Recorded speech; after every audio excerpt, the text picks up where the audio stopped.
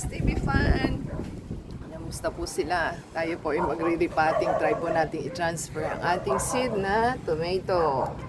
So, meron po tayong 20 pieces na plastic to repot.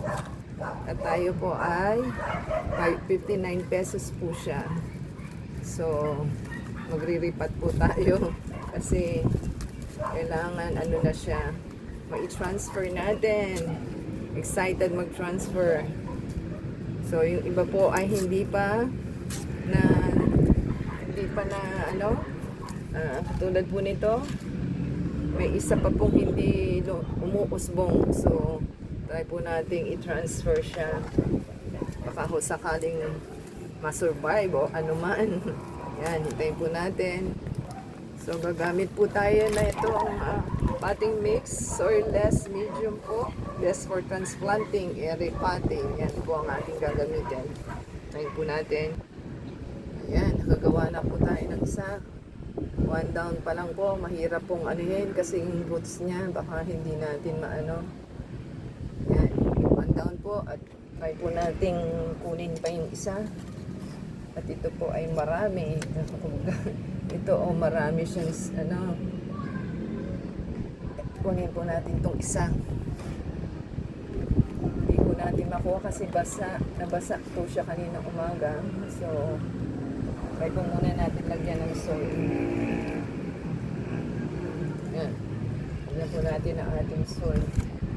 Kailangan po i-compress ninyo. Yan, bago po natin kunin yung isa. Kailangan is may pang kayo, yung pangkuha. So, mahirap pong kunin kasi nabasa po ito ng umaga dahil diniligan natin. Ayan. Nakuha na natin siya. Kunin po natin yung ibang natira.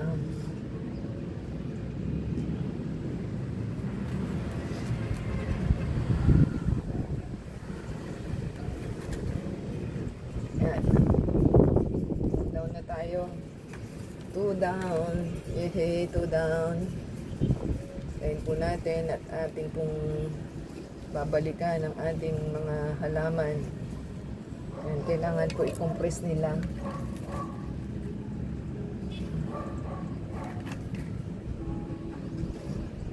Ayan. Ayan. Natabig pa. Saka po natin ulit didiligan mamaya.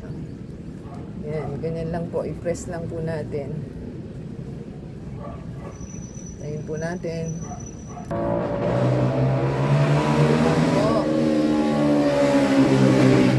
Ayan na po yung first batch na ating na-transplant. At di po natin maihiwalay yung mga seed kasi baka po mamatay.